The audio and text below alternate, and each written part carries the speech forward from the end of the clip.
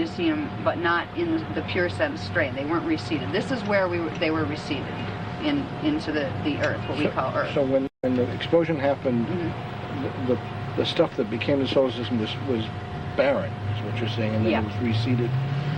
Yeah, and it was reseeded here with a lot of different things, not just our race, but there were a lot of different ones contributed, different types of animal forms, plant forms, those kind of things. Most of them did come from the second harmonic universe, where they would bring patterns in and reseed them down here to create a version of them in the lower harmonic in order to bring life and more productivity to this area. But they have said that in our solar system there was life on different planets, such as Mars, such as Venus, and Jupiter, I believe they said, and definitely Nibiru. So there were cultures, but they weren't our cultures.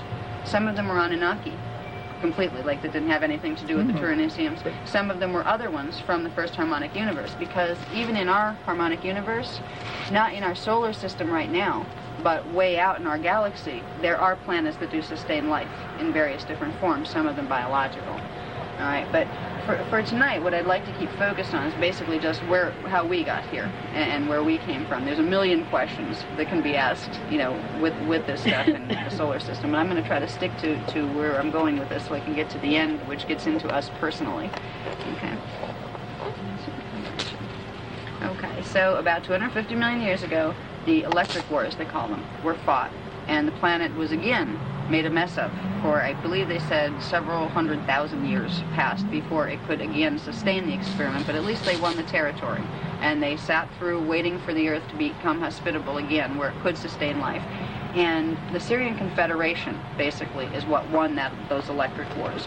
They fought with various factions, one of them called the Dracon, which are from the Vega star systems. And they have D3 versions of Dracon, and they also have first harmonic versions of Dracon, and also second harmonic versions. So these wars did take place way before, you know, we were here. They won back the territory, and then they seeded what's called the T2 race, the Tyranniseum 2. That's us. Tyranniseum 2 were the 12 tribes, or what are considered the 12 tribes of the human race. About 2,500,000 years ago, they were brought here and reseeded on the planet. They were created from the Tyranniseum 1 pure strain genetic code. They took that 12-strand DNA that the Tyranniseum 1s from harmonic 2 had. They broke it into 12 different pieces, and then they polarized each to make 2 strands. It created 12 separate tribes of beings, which all came out of one primary race, which were the Tyranniseum 1 from the harmonic 2 universe. Okay. The 12 strands were separated and polarized, and the polarization is what gave us genderization. And this is where our Adam and Eve stories, what they're really trying to explain to us in very metaphorical terms, was how we were created. I mean, we get this story of being created out of Adam's rib and all of those things. What they were really cloaking in those stories was the fact that at one point we were not gender polarized. And in the beginning of life on our planet here, planet Earth, when our Tyranniseum 2 race was seeded here, we, Adam and Eve, were thus created out of the one primary strand of DNA. So you have 12 tribes, each with one strand of DNA, polarize the DNA, and you have 2 genders operating through each of the 12 tribes. Okay. Right, the purpose of the 12 tribes was to evolve over a long period of time in the first harmonic universe, to reassemble, slowly reassemble through the gene pool and through the progression of races and evolution over very large expanses of time. We were supposed to grow back into the 12-strand prototype that we had come out of. This was not going to happen quickly. This was going to be millions of years of evolution that we had to go through here before we could get to that point. We were kept under very close eye by the Elohim, and we were messed with by the Anunnaki. They decided, you know, we'd rather use them as like kind of slave labor and that kind of thing. So the Anunnaki and the Elohim had a falling out. The Elohim tried to protect us, but they wouldn't let us evolve too quickly because they didn't want to create another mess like that was created in the second harmonic universe. So we were actually repressed in a lot of ways. they did something. Our gene code started to evolve, and it started to evolve rapidly. We started to build a lot of those, put together a lot of the separated gene codes that were in the original 12 strand. And they took out, the Elohim took out of our gene codes certain key elements that would allow other gene codes to plug in. They didn't remove them completely. They took them out of the operating DNA strands and they put them in to I believe, the nucleus of the cell. Our scientists call them junk DNA. They're little particles of what resemble DNA, and they just seem to be there. That's our missing memory. It is our missing DNA. It's not missing. It's just unplugged. The Elohim were the primary force that created this distortion. It's a genetic mutation that was done to us on purpose to make us evolve less quickly, because they were very, very concerned. They watched us again in our race since we were seeded on this planet. Again, certain parts of us went into animal digression. We interbred with animals, some parts of us, and distorted the gene code again. So we were creating distortions in the gene code. The Elohim did not want to see that distortion added to the acceleration and building back into the 12th strand, because God knows what it would create. It would create some kind of very powerful possible monster. So they unplugged us in order to try to rebalance and purify the genetic strain. They didn't do it in a real fair way, though. They had certain favorites that had certain of the Turanicium 2 races, the 12 tribes, had more of the Lyran strain of the Turanicium gene codes within them. They favored the Lyrans because they were the founders, and the Elohim were very close to the Lyrans. So they weren't really fair to a lot of the other 12 tribes that didn't contain, that didn't carry more of the Lyran strain. So a lot of there's information coming out now in our times through some communicated, not my channeled material or anything like that, but other people's channel material, that the Elohim were actually a negative extraterrestrial force. They were, but they weren't. We would not still be alive today if they hadn't been here, because they kept our gene code alive when we almost digressed this time through animal interbreeding to the point where we would have completely negated ourselves again. So they did keep us going, but they have repressed our evolution to some degree, out of protection for the rest of the universe, basically.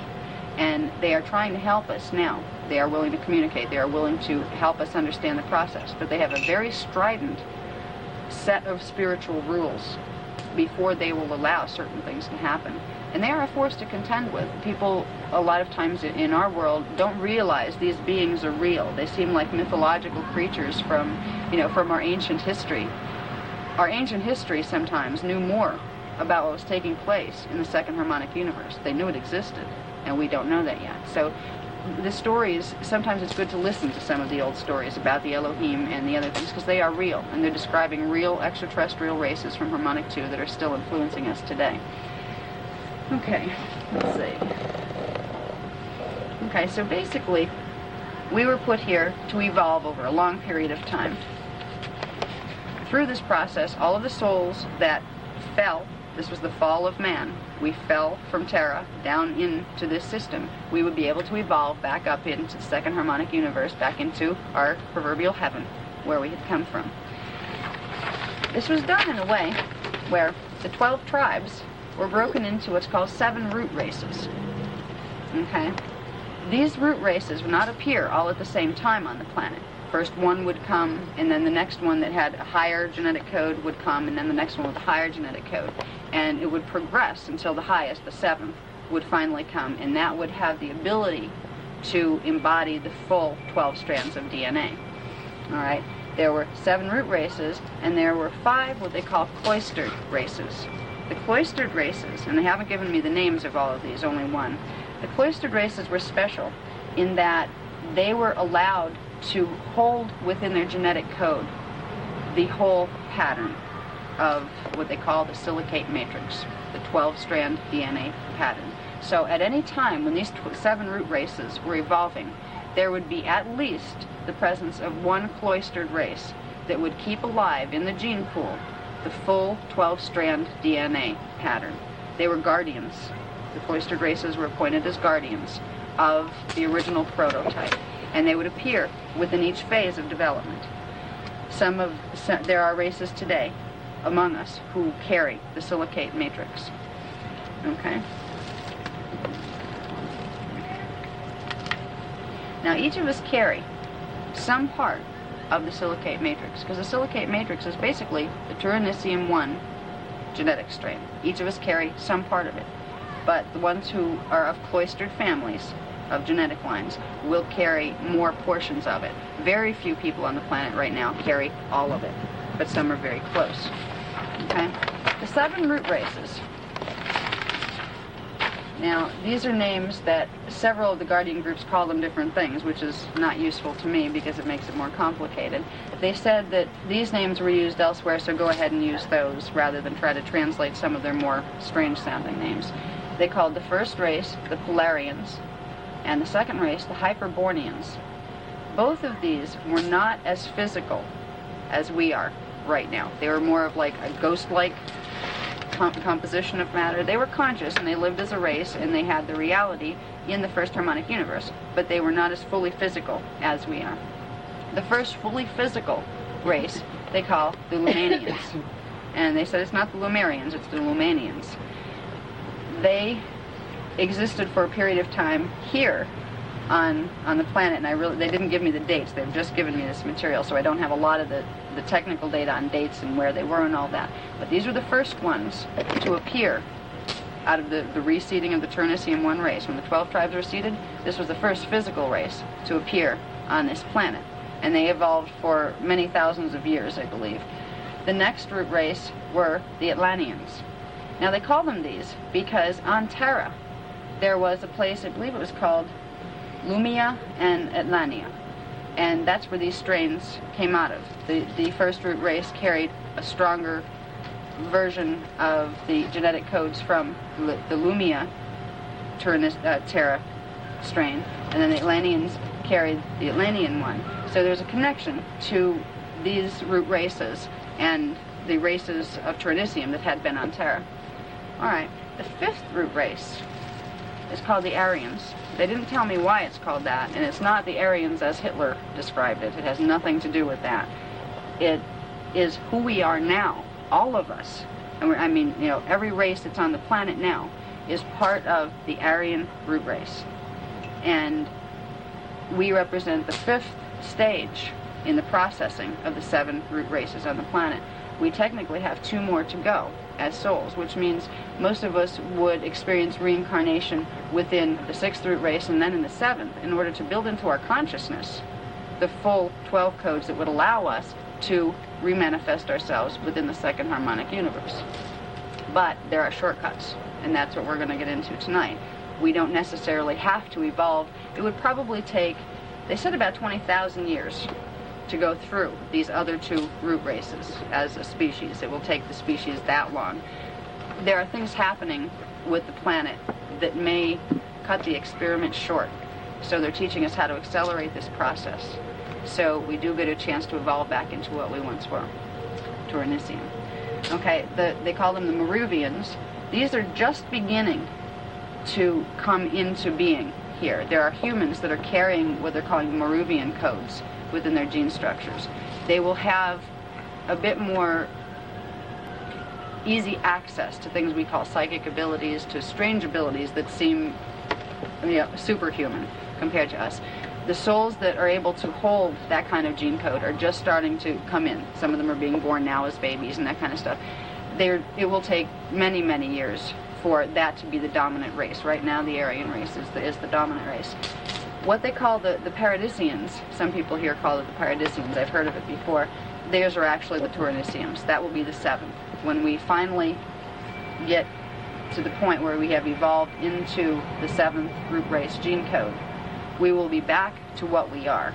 Because the cloistered races who have kept within our gene pool the whole time the original pattern, once we have hit the 7th root race, we'll be able to plug in all of the genetic codes that are carried by the cloisters, and we will transmute ourselves as a race over large expanses of time back into the Tyrannissium 1 prototype that we came out of. We don't really have to worry about doing that right now as a race, because it's not going to happen for a very long time. But there are things that can be done to accelerate the process for each one of us here, and that's what's exciting about it. we are not as far removed from our DNA as we think we are. We have more control over what it does than we're taught by science. Science doesn't understand the chelantic element to DNA, which was covered in the first 2 classes, a bit of that, where we got into, the structures that DNA is composed of. All right, we can accelerate the process of our evolution by activating those dormant DNA codes that are stored in the cell nucleus. There are certain things we can do to begin this process. One of the first things we need to do in order to clear our present genetic strain to be able to make this transmutation into the higher genetic strain is we have to clear out the mutation that was done to us by the Elohim, and also a few others that were done to us by some other extraterrestrial groups that just decided to mess with the species and see what they could do a long time ago. There are certain genetic distortions we carry right now that we need to get out of our way in order to begin plugging in the rest of our DNA. Okay. Now, I won't kid you and say it's an easy process. It's just 1, 2, 3. Here's what DNA looks like and here's what you have to do. There is a lot of work that has to be done to get your mind to the point where it understands, first of all, what process it's a part in. But okay, let me see what I'm doing here for a minute. I want to make sure I didn't lose anything. Okay. Oh, I just want to throw this in here. It was a little note that I made that really doesn't apply to anything. In the Bible, they mention the Nephilim. They have said, the Guardians have said, that these were actually giants. They were mutations created by the Anunnaki, the Syrian Anunnaki fathers, that had mixed with the Atlantean and Aryan Earth mothers. So these were actually a real race of beings that walked here too. And there was a series of energy things that happened to the planet that created floods that did wipe them out, and the Elohim did it. Because they created a race of very intelligent beings that were making the human race totally subservient to them. And they got rid of them. So they were real. It was not just a little, Bible story there. That was a real race that was causing a problem with our race.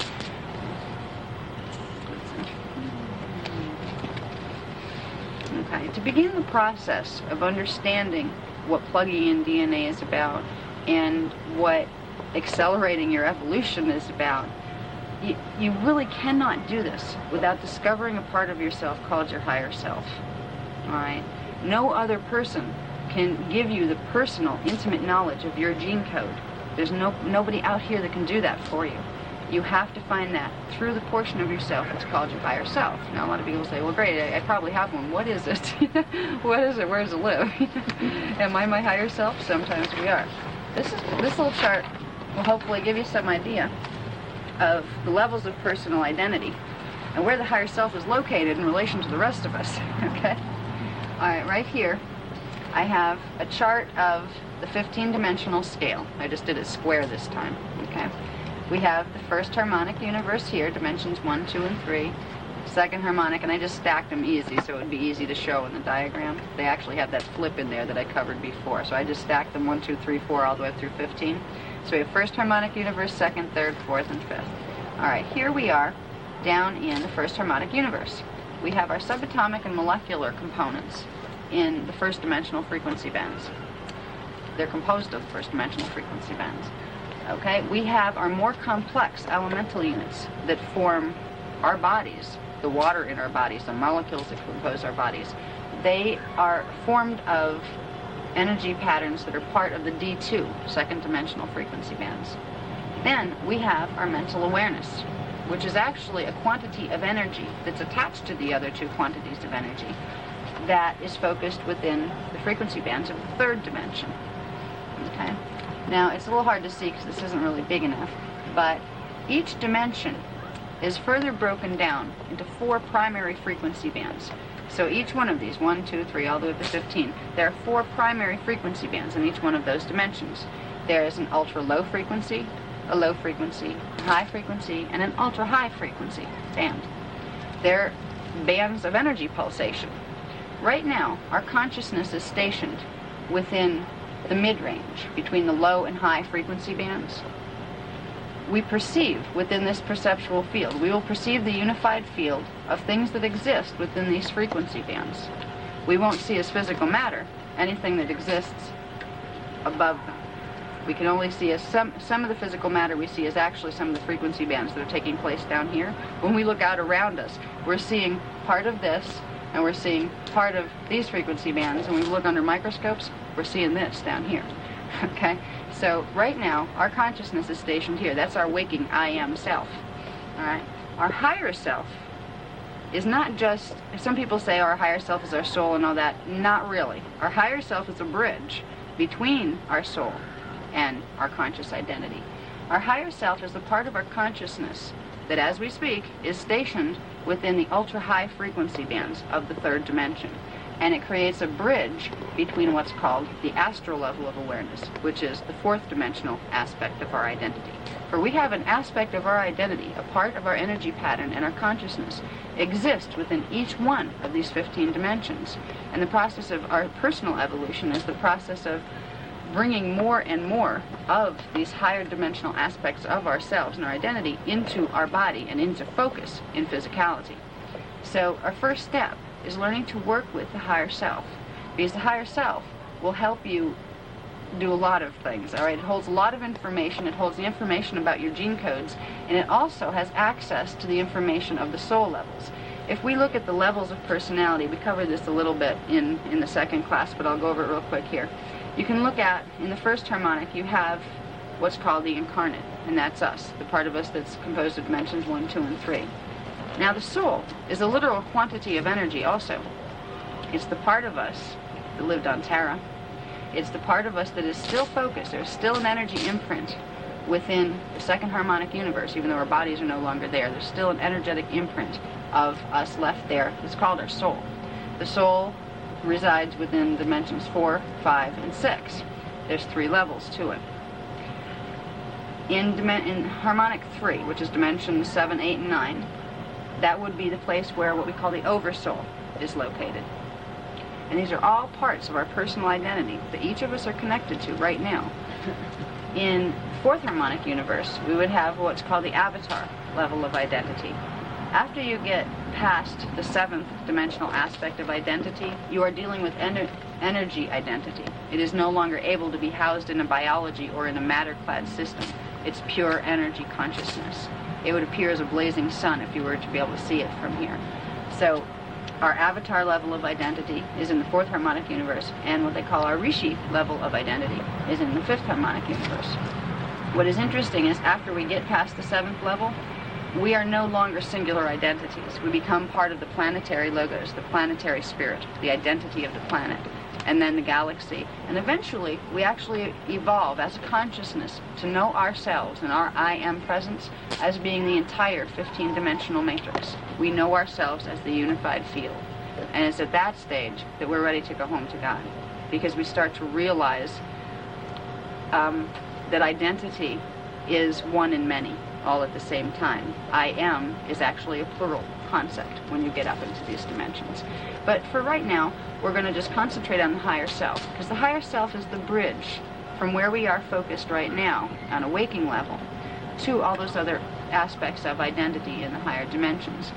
And there are many ways. There's many good programs out there besides ours as far as how to work with the higher self. And I suggest everybody look into them, because they're exciting.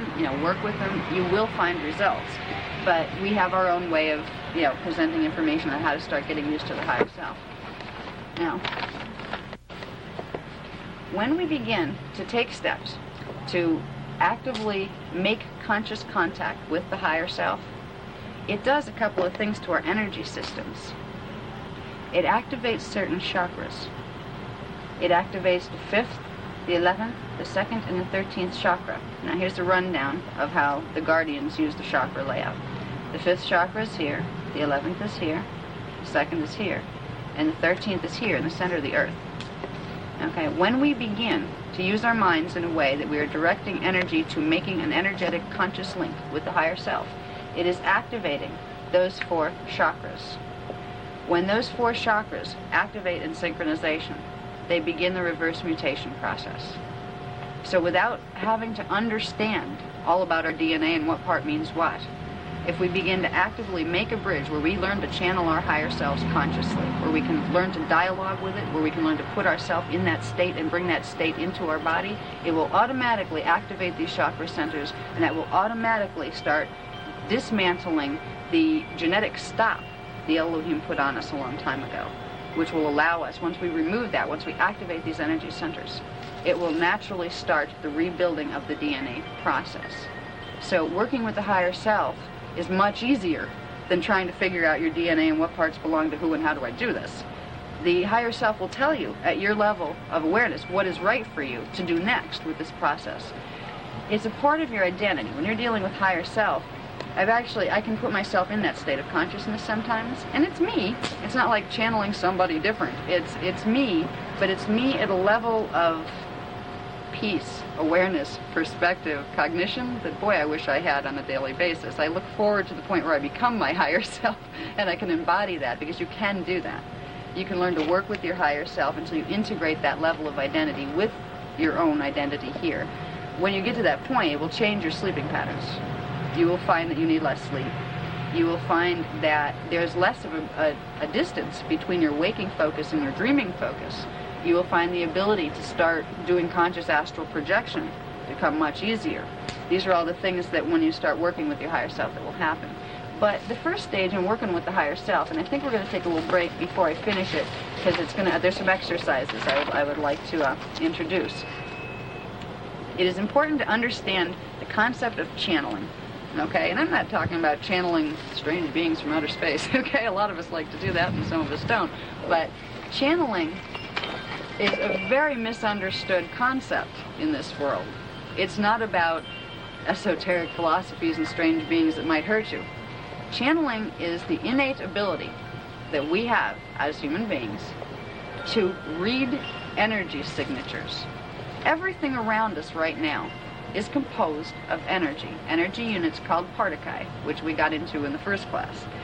Just knowing that all of this is energy, if you close your eyes and pretend you don't see the shapes and the forms, you'll get a feel there that you can still feel it around you. You can feel the people, maybe not see the shapes, but you feel it. You are feeling the energy fields around you. When people channel, whether they're channeling a plant, because you can channel plants, or channel, they're laughing at me, or if you're channeling some great being from the stars, you're doing the same thing when you're channeling. You are bringing an energy signature into your energy signature, and it is interacting with your energy signature, and it is translating through your neurological structure into language and image patterns that are familiar to your biology. You're taking energy transmissions and translating them into linear language and perception. That is what channeling is about. It's nothing scary. It's nothing, God forbids, it's nothing bad. A lot of people try to make it this big bad thing. It can get you in trouble if you don't know how to use it. Because if you don't know what energy you're bringing into yourself, yes, you can cause yourself some trauma. And anyone that teaches channeling or reading of energy signatures will teach you how to protect your energy fields from doing that. And it's just awareness. It's not that there's big bad things that are going to get you. It's just being aware of your own energy fields and being responsible for what you will allow into them and what you will not. So when we get back into this, I'm going to teach you a little bit. You're probably going to think I'm very silly. I'm going to do a couple exercises with you that are geared toward just getting you used to, first of all, sensing subtle energy, turning your mind into a direction. We usually just don't think about doing this, of sensing subtle energy patterns. We're used to thinking about, I see this and this means this. If we learn to use our thoughts in a different way, we can learn to sense those energies that we can't see.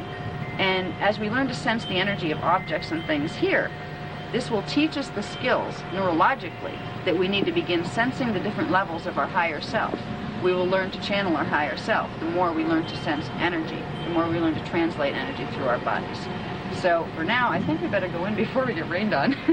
You can take a short break, and then we can, continue with the exercises inside. There's 5 little exercises I'd like to do, and then we'll wrap it up for the evening. It's not going to rain. It's just... Okay, and now that we're back from break, we're going to go into the last phase of the class here.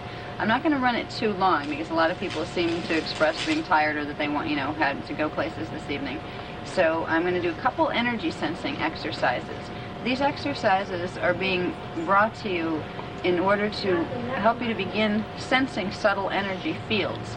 Because if your objective is to begin opening to your higher self and to that portion of yourself that we described before that was in the ultra-high frequency bands of the third dimension, if you want to begin bringing that level of consciousness into your waking consciousness, you do need to be able to know what it means to sense subtle energy. Because at first, when you begin to bring that part of your awareness in, there are sensations in your body that will take place, but they will be very subtle. What you are doing is you are bringing higher frequency energy into the body structure and into your neurological structure.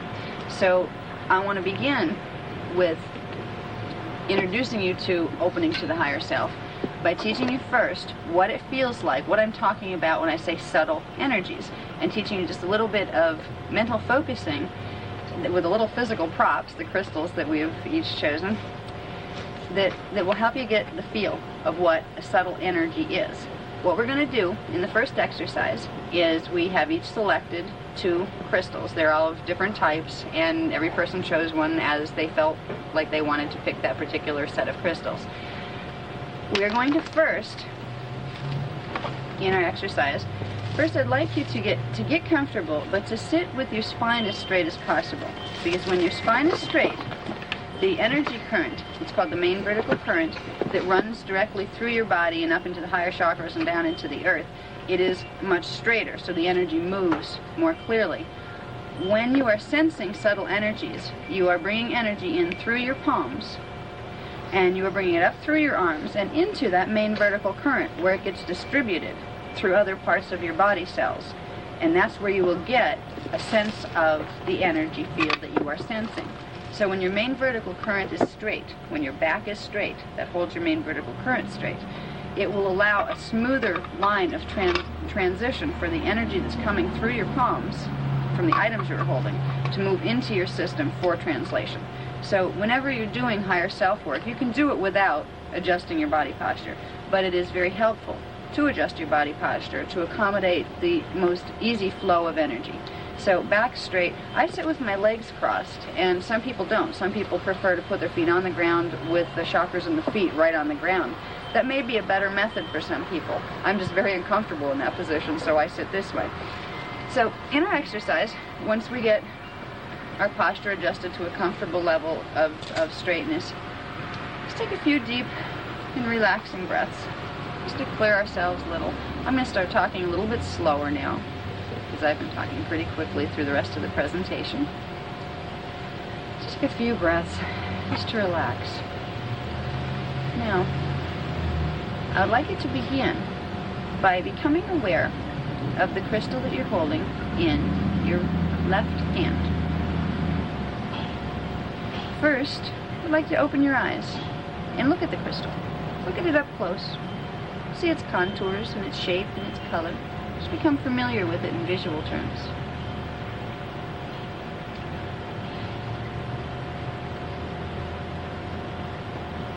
Once you've looked at it for a minute or two, then I would like you to close your hand around it, your left hand around it, loosely, where you're not squeezing it, because when you squeeze it, you'll deaden some of the sensing of the energy. You'll make it so your nerve endings are overstimulated where they won't pick up the more subtle impressions of the energy. And hold it loosely in your left hand. And now close your eyes and draw your attention to that hand and to the crystal it's holding. And for a minute, hold the image in your mind of the crystal that you saw when you were looking at it visually.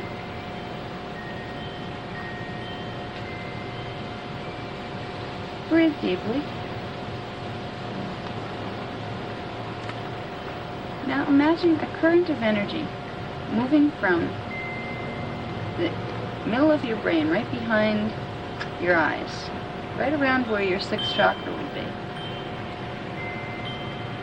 Stream of white light moving down through your main vertical current that runs through the center of your body, down to the center of your breast area, then detouring over to the left and down the left arm, down into the left hand.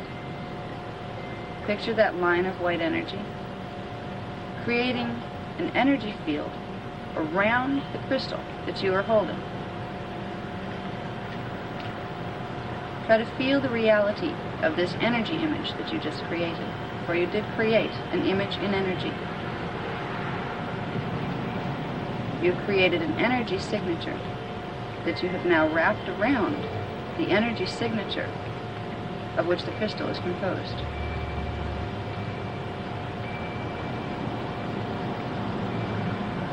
Envision the white energy that you have created that is now surrounding the crystal.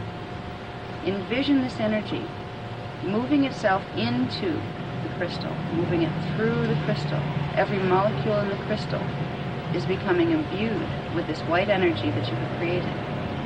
See the white light moving through the crystal and inward, until the crystal seems to be floating within the substance of the energy field you have created. You have now linked the energy field of your own main vertical current with the energy signature of the crystal object. For a moment or two, breathe in deeply, and when you inhale, imagine that you are pulling with you the entire energy signature of the crystal. You are taking the white light you had created and the crystal which is now contained within it. Visualize it moving up your arm, through your palm and then up your arm as you inhale, and bring it into the center of your body, right around the breast area, in the area of the heart chakra. Visualize the crystal there, within the center of the heart chakra. Now, from the crystal's position within the heart chakra, push out the energy field that you have made and expand the pattern of the crystal's energy through every cell in your body. You are sending the cells and the molecules and the DNA within the cells an impression of the energy signature that you are trying to read.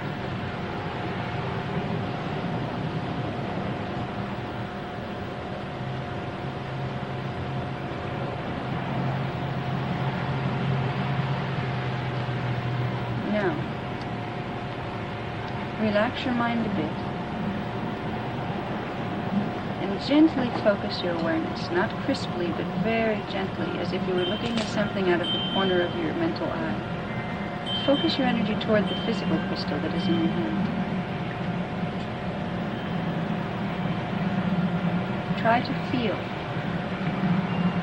the energy, the reality of its energy field. It is unique. Every item that you will ever pick up in your hand is unique from every other. It has its own very special energy signature. Feel the energy of the energy signature vibrating in your palm. Let it come to you. Become aware of the subtle energy field that sits in your hand with the object. Feel the weight of the object sitting upon your palm. Feel the texture of the object as it rests against your skin. Is it rough or smooth? Is it cool or warm? Become aware of these sensations. It may be necessary to slow your mind down a little, to focus on, I will now notice temperature. I will now notice texture. When you slow your mind down and point it at observing specific qualities, you will get a more accurate reading of the energy signature that you are trying to understand. So for a moment now, be with the crystal that you hold in your left hand. Try to feel its reality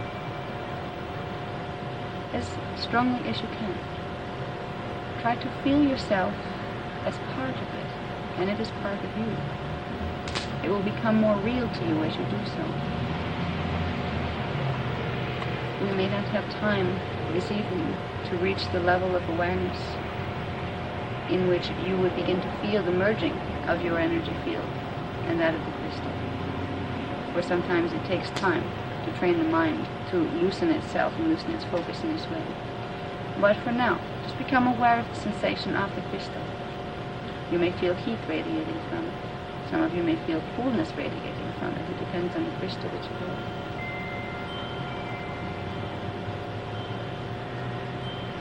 After you have been with the crystal for a moment, then switch your attention to the crystal that you hold in your right hand. When you are alone, if you should ever like to try this exercise, you can do the same version where you send a line of white light down to surround it and then bring the energy signature into your body. But for now, just the intent to do so will be a shortcut that we can use. We will focus on just the feel of the crystal in your right hand. Feel its weight, feel its texture, feel its temperature. Feel if there is a fuzziness of energy that you might feel around it, for most crystals do emanate such a fuzziness of feel. Be with the crystal in your right hand for a moment.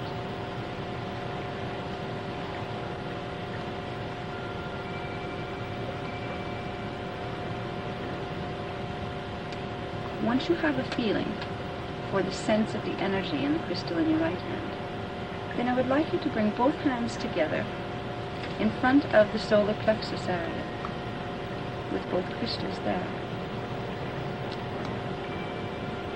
Just below the breast level where the third chakra will be. Breathe in a time or two, just to relax. Breathe the energy of the crystals into your third chakra.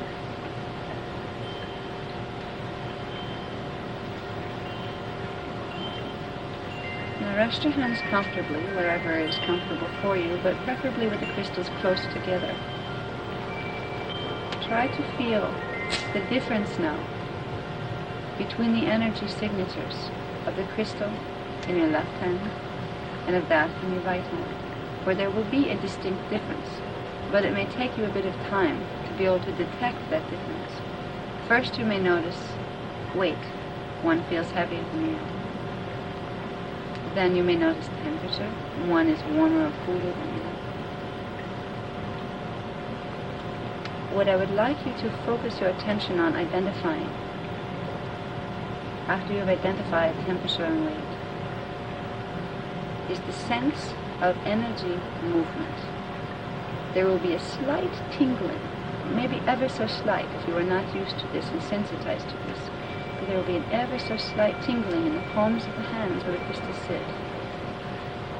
Try to become aware and identify which crystal has a faster moving rate of pulsation or vibration. The fuzziness feels like it is moving a little faster than the other. For one will be faster than the other. No two crystals have the same movement rate of their energy fields.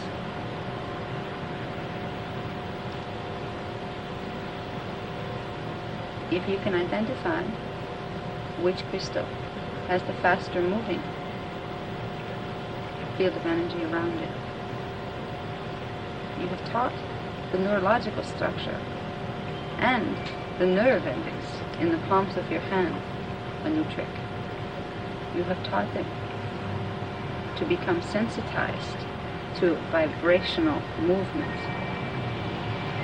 You will be able to tell which crystal has a higher vibrational pattern once you can sense the rate of movement.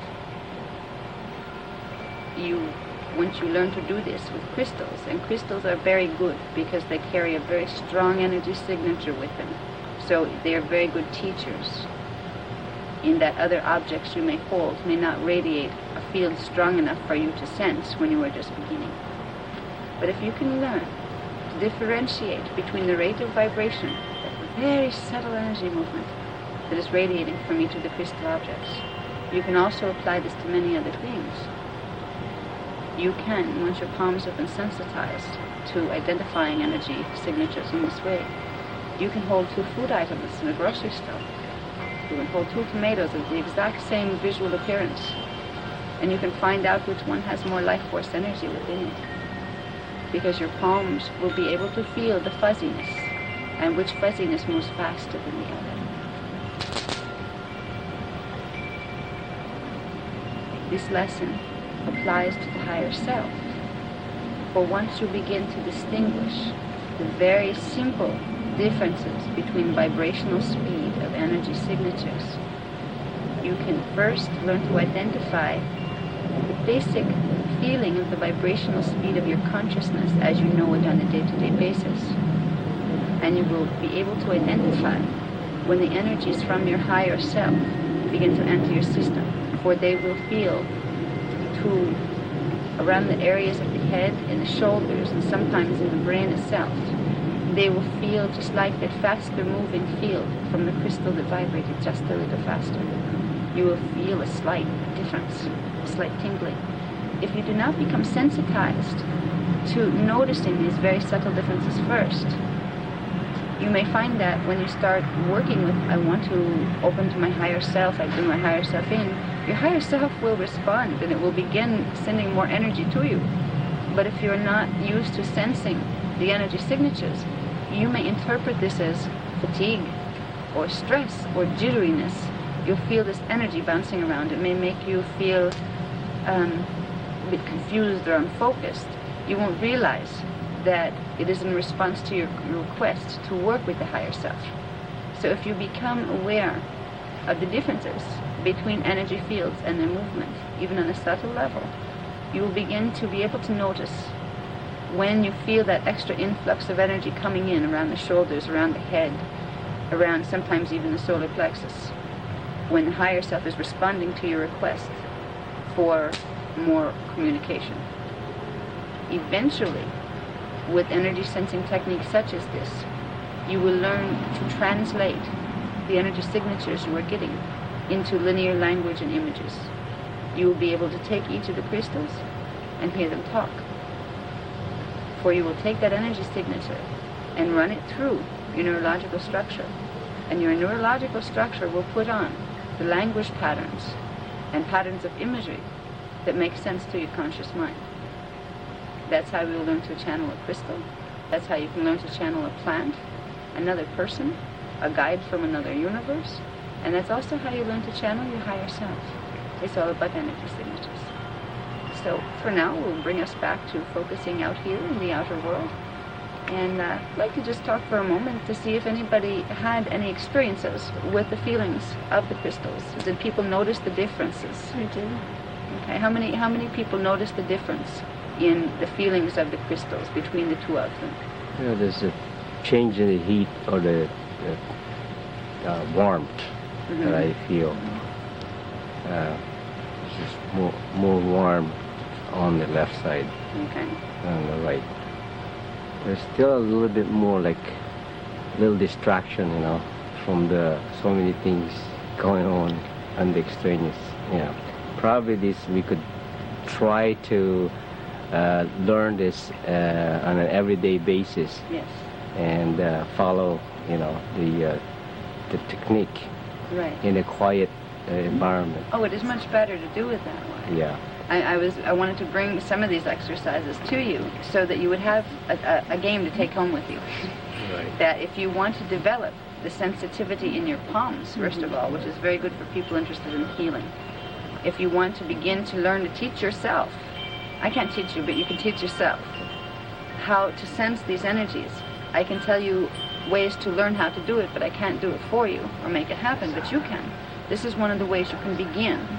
And once you begin working with crystals, if you take them home and play with them, or get your own and play with them, you will find that after you feel the differences and you start to feel the uniqueness, you start to feel the fuzziness of the energy field, you start to feel the vibration, then it will take you further. You may start getting spontaneous ideas, words, phrases, images. They may start to come to you. And you may not at first realize the crystal is communicating things to you as you are reading the crystal's energy. It is giving you information. When I first encountered crystals, I didn't know that this could be done. I didn't know that they could talk. Well, they can. Anything with an energy signature has something to say.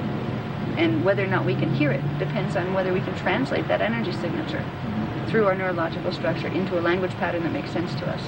And I happen to be very naturally, I wouldn't say good at it, it just kind of happens with me. So I picked up my first crystal once, and it literally spoke to me. It said, "You know we talk, don't you?" I was like, I must be losing my mind. I just heard a crystal talk. Crystals don't talk, and said, yes, we do. And I understand now, it was my consciousness and my higher self moving itself through the energy pattern of the crystal and bringing some of the reality of the crystal's consciousness into words that I would understand. The crystals, which we don't realize usually, are aware of us, just like we're aware of them, in a different way, but they perceive energy signatures too. Everything does. The plants are aware of us, we're aware of them. But most of us don't think about, yeah, they know we're here too. They're sensing us while we're sensing them. But there are many, many wonderful things that you can learn, and that things like crystals will help you to learn when you're working with your higher self. If you get yourself a crystal at home that you feel comfortable with, and start saying, okay, crystal, let's get to know each other, and try some of these techniques. Try to feel the energy and the reality. If we remember that all units of energy that compose both biological beings and also inanimate objects are composed of particle units. And particle units are units of consciousness of the substance of the unison. They're units of consciousness of God. They're conscious too. It's consciousness interacting with consciousness. We begin to look at inanimate objects like a crystal much differently. They have a story to tell, they have information to give to us, and some of them are programmed from the ones in the second harmonic. They've left many crystals here.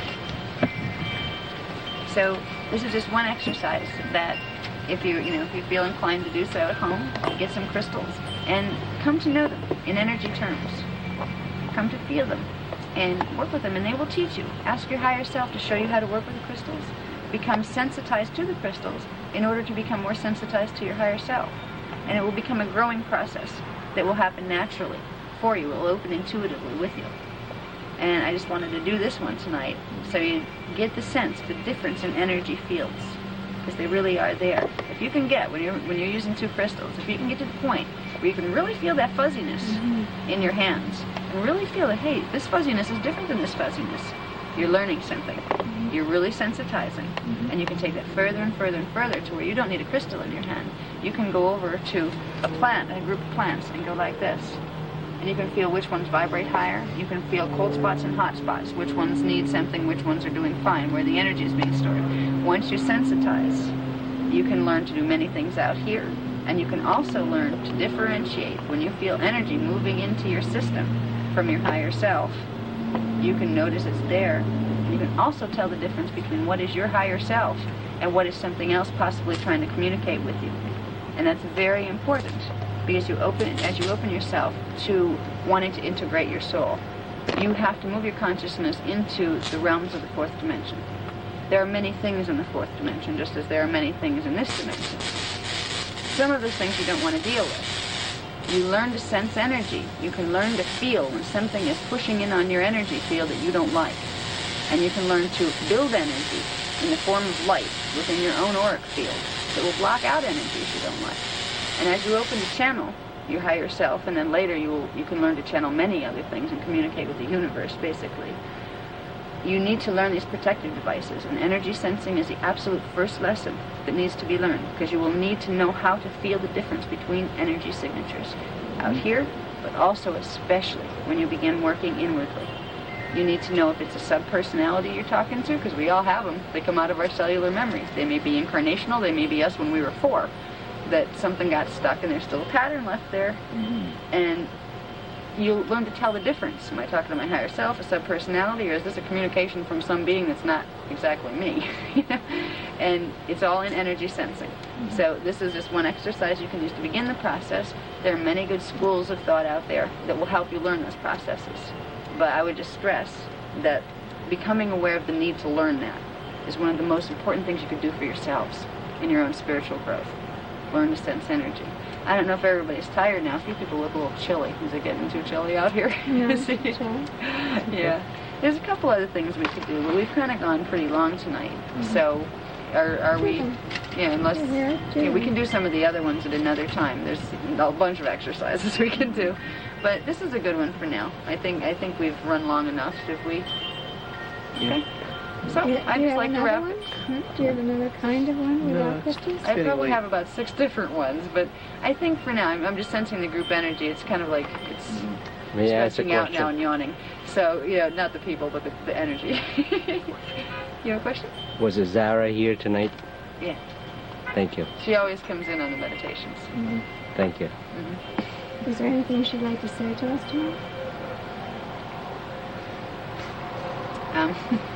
No, we're not going to do that tonight. Good. No, she's just observing tonight, and she handles the meditations. We have an agreement that when Azara comes through and helps me with the classes, her job is to just run the meditations off the top of my head. So I don't know what the meditations are going to be. I just participate as a student, and she kind of runs them through me, and I get to do it with you, which is kind of nice. Yeah, so we're not going to do any, channeling sessions or anything like that. So I hope that the class was helpful to everybody and informational. I would like to put more together on working with the higher self, because there's a lot of different techniques that can be learned that will help you. One of the things that she'd like to assign for homework, actually, for people who are really interested in starting this process, it's a form of creative writing. It's called stream of consciousness writing. If you go into this type of exercise, get a journal out, get a notebook and a pen and some quiet time, and say, okay, I have a higher self, huh? Well, let me talk to my higher self here. Okay, higher self, I'm hailing you. I'd like to talk with you. Will you talk with me? And at first you'll find a whole bunch of thoughts coming up like, this is silly. I'm talking to myself and I'm expecting an answer, oh boy. Yeah, you'll have to move through that point where your ego self is saying, like, this is silly, we're not conditioned to believe in this higher self to begin with.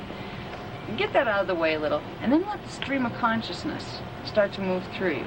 Ask your higher self a question on anything. Doesn't matter what it is, but a serious one that you don't have the answer to. And say, write it down, and say, okay, higher self, what do you think about this? If you play this game with yourself for a while, it may be instant or it may take a little while, but you will start to find a vein of answer coming, even though it's not your main channel of focus. You'll be like, oh cool, I didn't know I knew that. Where'd that come from? You will begin to process another channel, and that's why they call it channeling. It's like having a radio or a TV, where you're switched on to one station, but we can operate like those TVs that have the little boxes where you can watch several different channels at once. Our brains can do this. We can learn to bring in some of those other channels. Creative writing is a very good way to do it, where you ask questions of the higher self and just spontaneously let whatever comes to mind flow out the pen. Bless you. And don't be surprised if in some of you feel a shudder run down through your arm and the pen want to go by itself. Let it go. Nothing's taking over your body. It's not possession. It's your higher self energy coming through and tapping into the neurological structure. Okay. When you're working with your higher self with that intent, you will be protected. There is a veil of protection that goes with this. You haven't bridged the gap into the fourth dimension yet, so you don't have to worry about getting in trouble or running into astral problems while you're working with just the higher self. It's only when you start expanding into the incarnational memory and the soul memory that you have to cross that bridge. The higher self will get you across that bridge. So feel safe working with it. Trust it. Let it come out and play. And sometimes you'll find subpersonalities, me at 4 or me at 6, or maybe incarnational personalities will start to flow some information through. But if you can use this homework, the creative writing process, you might be amazed at what comes through and how much information you have. Questions you never thought you had answers to, you may find the answers to, and even more. And it's a wonderful interior guidance tool. Once you can access that level of verbal translation, either in writing. For me, the writing came first. It was much easier for it to come through me and into writing than through me into, like, speaking, or even, like, telepathically listening to, my higher self or other beings that communicate through my higher self. So it's the beginning of the process, and I thought you might like to try it. So I guess we're done for the evening. Thank you all very much for coming. Thank you. Good night.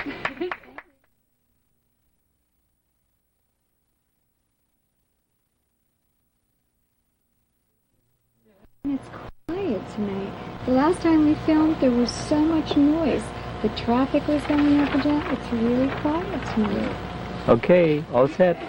Let's see what I started.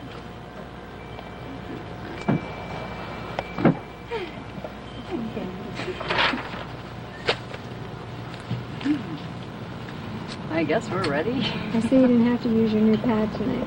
No, I limited Don't myself. read without the box of some of those Markers. markers.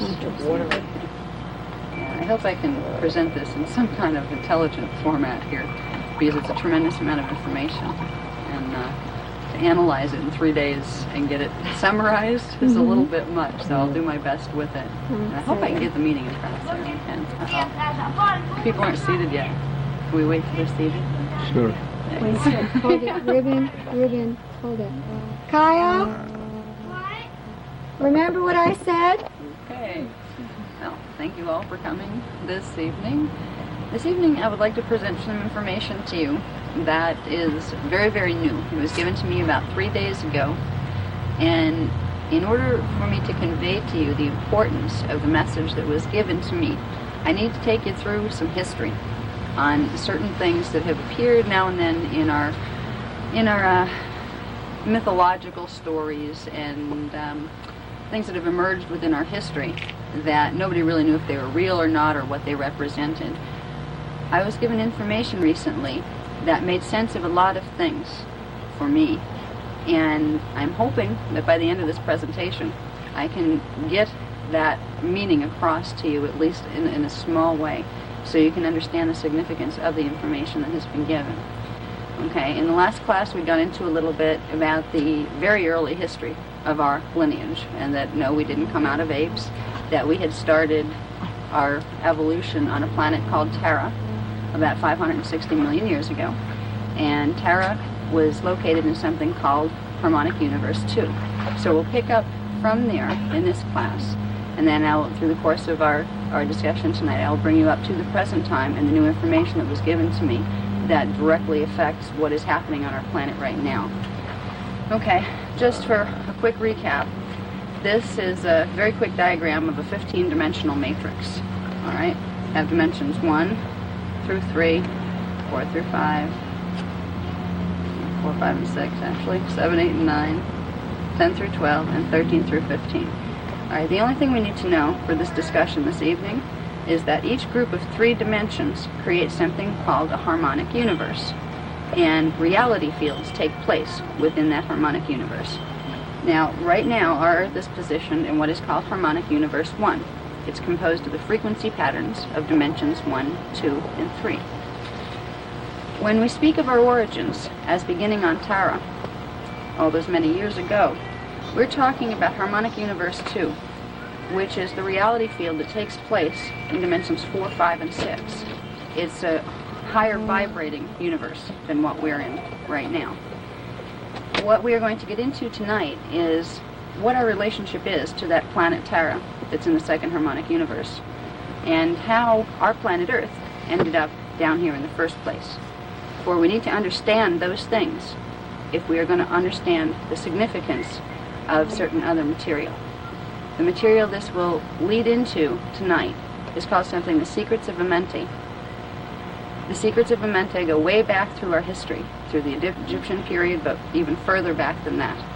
And many people at different times were aware of something called the Halls of Amenti, but very few people knew what they were or what they represented. They just knew they were very secret, and they were guarded within the metaphysical traditions of many different philosophies, but nobody knew what they were or why they were important. In understanding our relationship between Terra and Earth, we'll be able to begin to understand what the Halls of Amenti represent. And in order to understand the significance of the information I was just given, it is going to be important to know what Amenti represents. Now, I will let the cat out of the bag in the beginning of the discussion, and then I will lead you back through a trail of why this is important and what it means to us today. I was told several days ago that something called the Ark of the Covenant had sparked. And I said, what is that? And what does that mean? Because my communicators seemed very, very excited about this, and it meant nothing to me on a conscious level. So I asked them to explain it to me, and they did. They put a whole new chapter in my book and explained to me things that some ancient part of me knew, but I didn't know. So we're dealing with a reality today of something called the Ark of the Covenant, whatever that is, having sparked, whatever that means. By the end of this discussion, we should be able to understand what that means and the significance it will have to us today.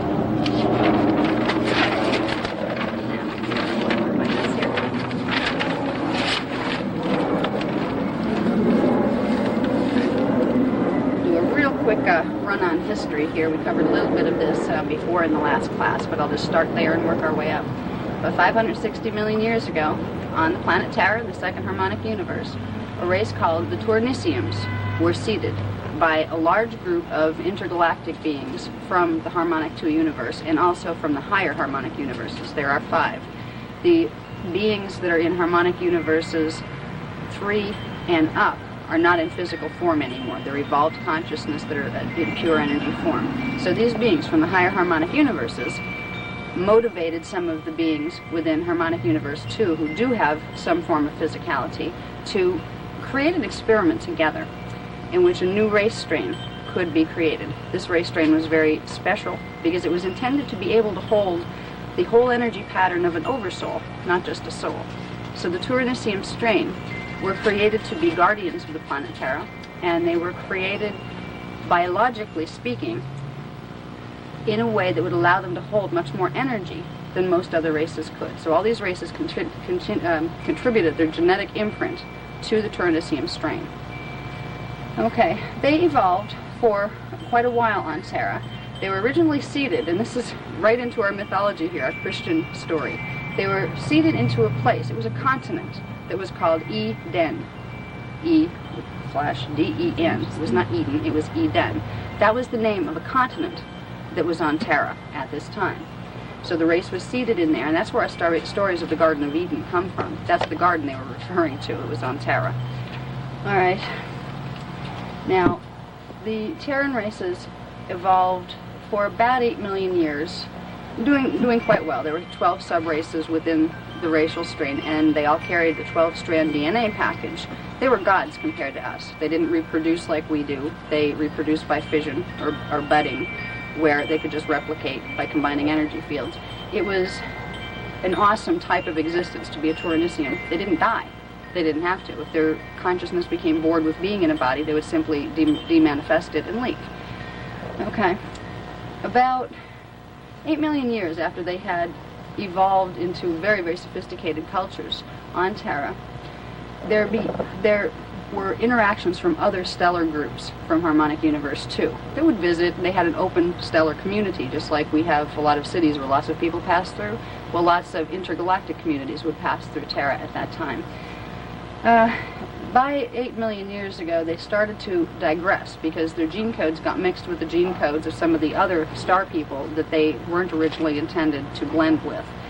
And because of the digression that occurred, certain separations occurred between, not only within the genetic code, but also between the belief systems of the people. And 2 primary groups began to faction out of the Tournisians. One were called the Elanians, and the other were called the Lumians. And they both coexisted on the continent of Eden, creating a culture called Elania and Lumia. The Elanians became, because of their more exaggerated intermixing with stellar groups, became much more aggressive than the Lumians. And they began to dominate the Lumians and make it very uncomfortable for them to be there. They also began to use technologies that were drawing energy from the core of Terra and using it in ways that was not in harmony with planetary physics. The Lumians were aware of this, and they knew it, and they knew something bad was going to come out of it, but the Elanians wouldn't listen, and they didn't, they just wanted to dominate the Lumian culture, and that was it. Okay. Because there was so much tension being created on Terra between these 2 groups, the Lumians asked something called the Sirian Council, which was from the star system Sirius. There's a star system Sirius in Harmonic Universe too, just like we have a star system Sirius. It's like its twin reflection in the higher dimensional field. The Sirian councils had been one of the original overseers of the Turinicium experiment because they had contributed a lot of genetic makeup to our experiment. So we are related to the Sirian cultures through our original gene codes. They asked the Sirian councils to help them with this problem that they were having with the Elanians. What could they do about this? And the council intervened and got involved with a group called the Elohim, which appear in our biblical stories. The Elohim were actually a group that were from Harmonic Universe 3, a higher Harmonic Universe. They were not physical. They were not even as physical as the Turiniciums. And they had been created by Lyran groups that were founders of a lot of the civilizations down here. So the Sirian Council and the Elohim got involved with the Lemanians that were, or the Lumians that were having a problem with the Elanians on the continent of Eden. What came out of that was something called the Covenant of Pleiador, and the formation of a group called the Pleiadorians. The Pleiadorians started out as the Sirian Council giving permission and assistance to the Lumian people so they could move most of their race to a smaller continent that existed on Terra at that time, but it was not in a highly civilized state of being. There were beings on it, but they weren't highly civilized. So through the Sirian Council and the Elohim, the Lumians were given a way to get away from the Elanians and evolve in their own. They moved most of their people across the seas, and they took them to this new continent, and they named that continent Mu, and that's where our legends of Mu come from. They were not from Earth, they were from Terra, all right? There were other series of events that paralleled the Atlantean and Lemurian dramas that did occur on Earth, but Mu was on Terra, and that was that level of that part of our history. It came from Terra. Okay, so for quite a while, the Lumians evolved on Mu. They created something called the Council of Mu and set up their own governmental structures and all that kind of thing. They also set up something called the Priesthood of Mu, which was, priests were male or female. They didn't make a gender distinction. But they were very focused on adhering to and teaching of the sacred law of one, which was unity consciousness, the understanding that we all come from the same source and that we're all related and have to work in harmony. So these things were set up, and they evolved for quite a while.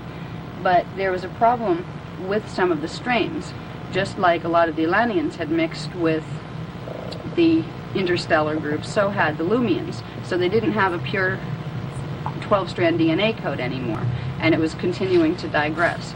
So the Elohim and some other groups got involved, and they interbred with them, and they created a race called the Saras.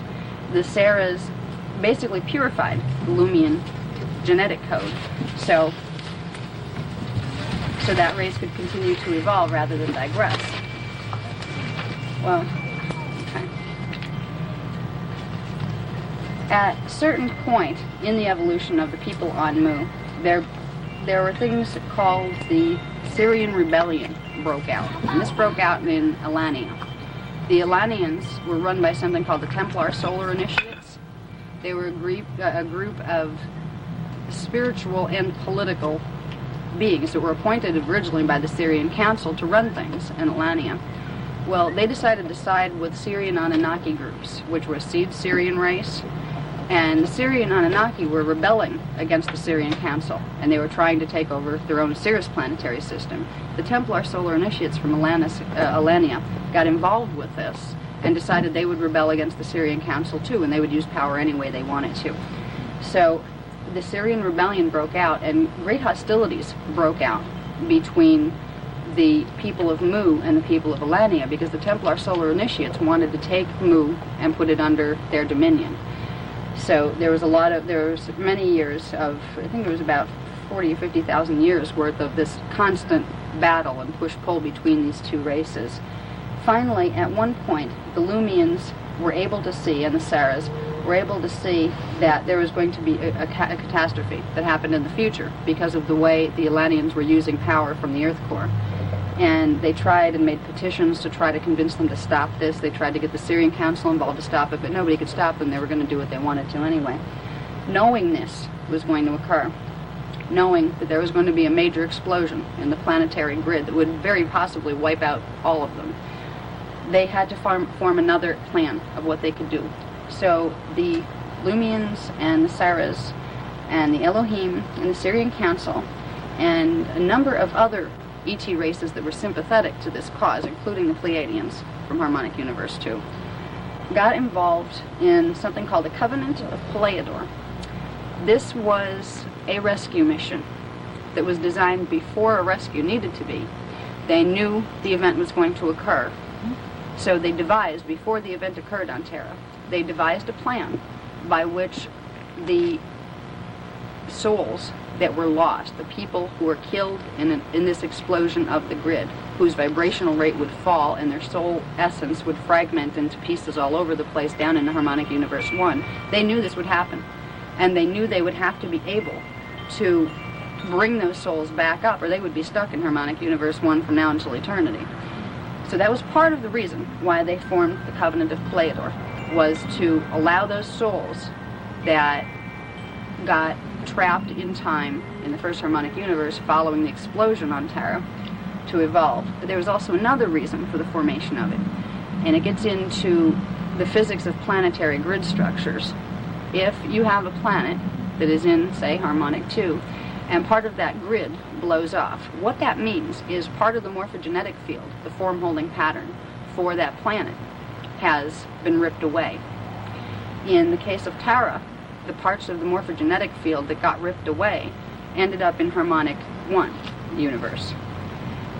Once they emerged there, they separated into 12 different pieces and began to pull energy to them. It's a process called accretion, and they formed planetary bodies. They formed their own little solar system down in Harmonic 1 universe.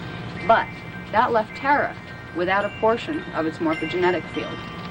Now, I won't get too much into the structure of how the harmonic universes relate to each other, but basically, upon entering the 15-dimensional matrix, what is created at the same time will be a morphogenetic field for whole planetary systems in the higher dimensions, and then from dimension 7 down, in the 3 harmonic universes, you will have one version of the planet in the 3rd harmonic universe, another version of it in the 2nd harmonic universe, and another in the 1st harmonic universe. So there's an evolutionary process that takes place here as planets ascend. It's dimensional ascension, and what it means is pulling in frequency into the grid pattern, and a grid pattern is made of chelons, which we talked about before.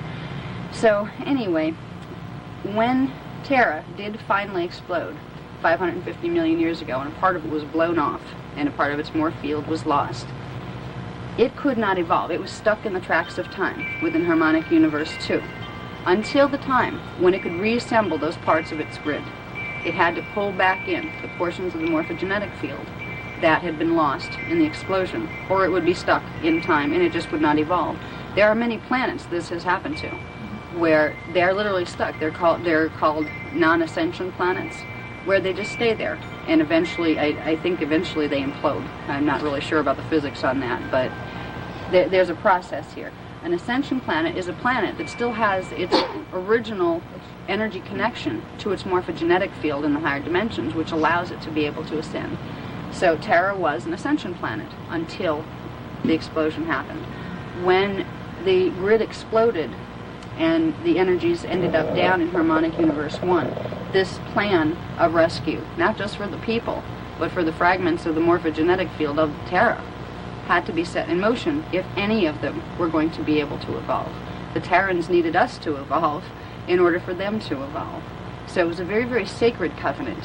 It was assisted by beings from the highest levels, including the ones up in the dimension 15. There are entity beings up there. They assisted. A group called the Brunel assisted in this process. Also a group from the Galactic Core, which is about as high as you can go before you return to Source. It's out of the dimensionalized system. A group called the Raw Confederacy also helped set up this plan. So a rescue plan was made, and that was titled the Covenant of Pleiador. The Pleiadorians were the beings involved with fulfilling this rescue mission and this contract.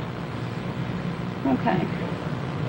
Now, part of the process of the Covenant of Pleiador required the seeding, or the reseeding, of the morphogenetic field for the Tyrannissium race back onto Earth. So after the implosion occurred, they did a number of things that will be discussed in the book that are really too sophisticated for me to get into right now. I don't think I could off the top of my head. But it basically broke down into several stages of evolution. We started out coming here as a group of Pleiadorians, but we did not come here as Pleiadorians in body. We came here in energy essence. The Pleiadorians did something very interesting with the help of the ones from the Metagalactic Core. They were able to transmute the cellular codes in their body, turn themselves into a field of light, and then merge their energy together. And by doing that, they created a morphogenetic field that was composed of all their consciousness. This morphogenetic field became known as something called the Sphere of Amenti. And what it did was hold the whole imprint for the evolution of the Tyrannissium race. What had to be done with the Sphere of Amenti was it had to be placed down into the Earth grid, in the second dimension in Earth, and attached to the morphogenetic field piece that got ripped off from Terra when it blew, because each of our planets ended up with a piece of that morph field. This new morph field, Sphere of Amenti, had to be put in to the Earth core, and that would allow the souls who were part of that sphere to begin manifesting themselves into the lower harmonic universe 1. They were doing this as a favor to the souls who got blown apart in the implosion. What they would do was they would literally grow them bodies that they could attach to, so they didn't have to be lost in the elemental kingdoms from now until Kingdom Come. So with the Pleiadorians forming the Sphere of Amenti and then beginning to birth themselves onto planet Earth, they allowed for the soul fragments of the others to accrete or pull in to their body pattern and evolve, and merge consciousness and evolve. They allowed them to re-evolve. So that was the plan. There were a number of stages to it, and it was a great plan if there wasn't a lot of things that happened in the meantime to hang up the plan where it had to be redone over and over and over again. Okay. Stage 1 began on Earth about 250 million years ago. And it went up to 25 million years ago. I got a 5 there. Okay.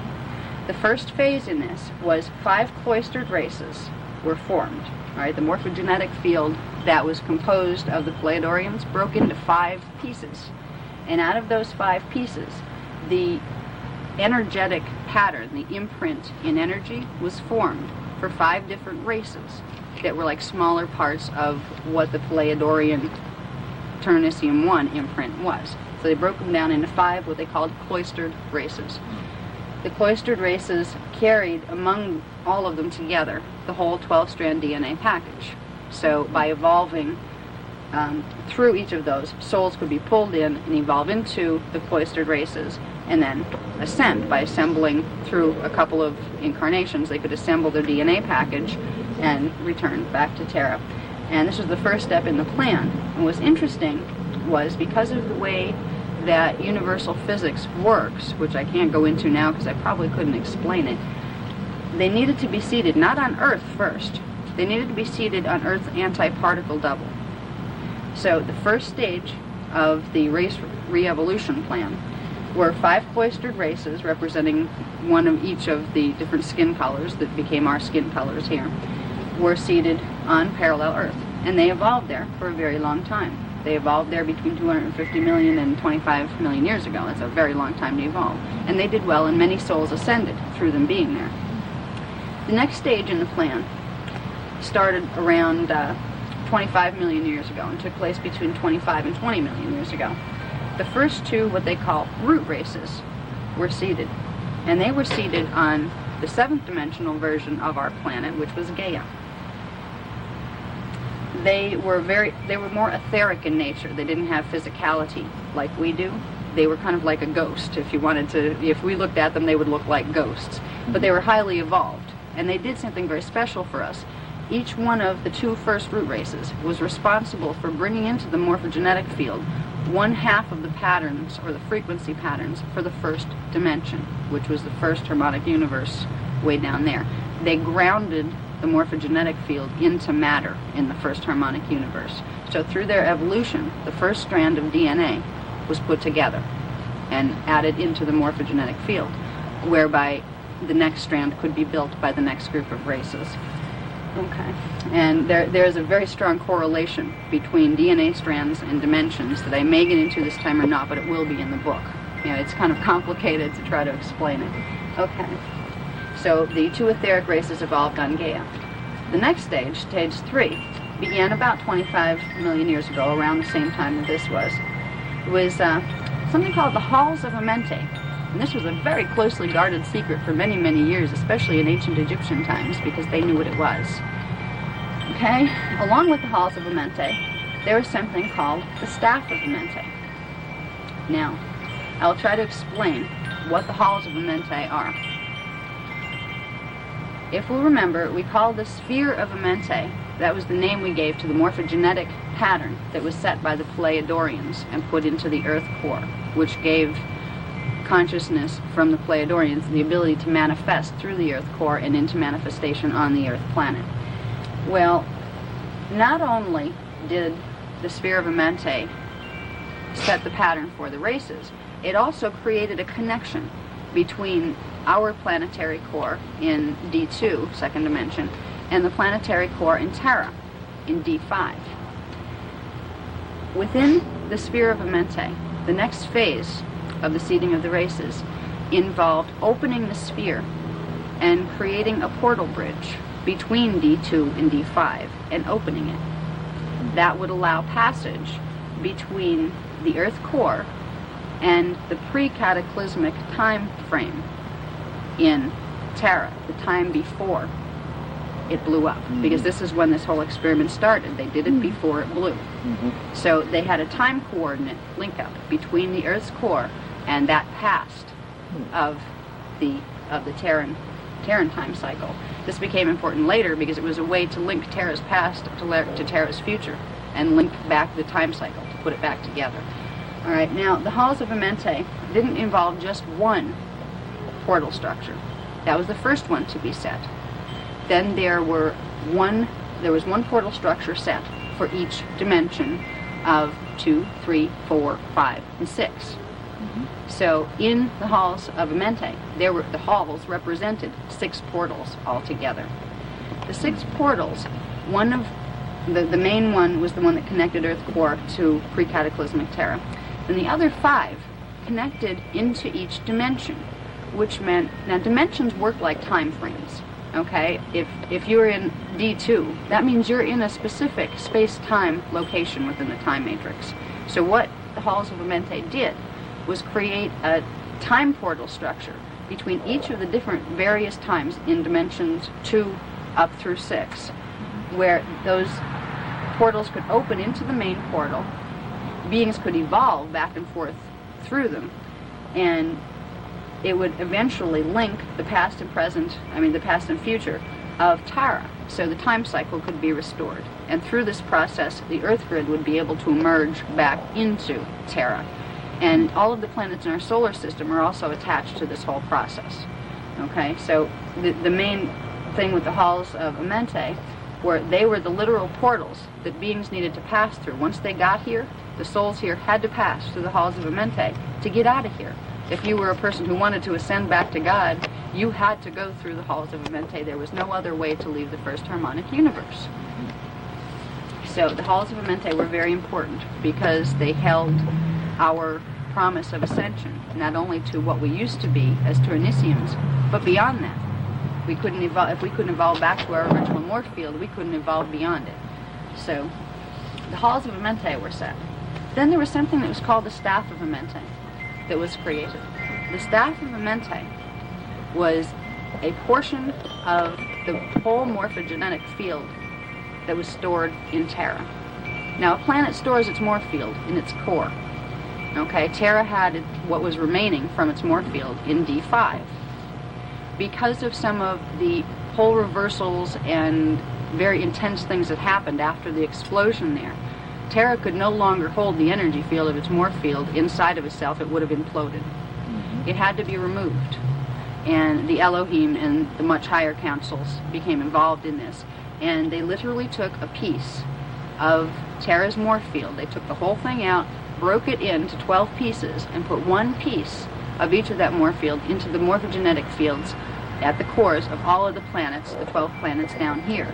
So they linked the ones that blew up back into that one by putting the original morph field back in to the smaller pieces. And eventually they would all evolve back up together into Terra. And meanwhile, Terra draws energy from them, or it wouldn't be able to hold its form. Okay?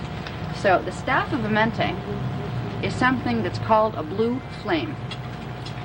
It represents the frequency patterns of our portion of Terra's morphogenetic field.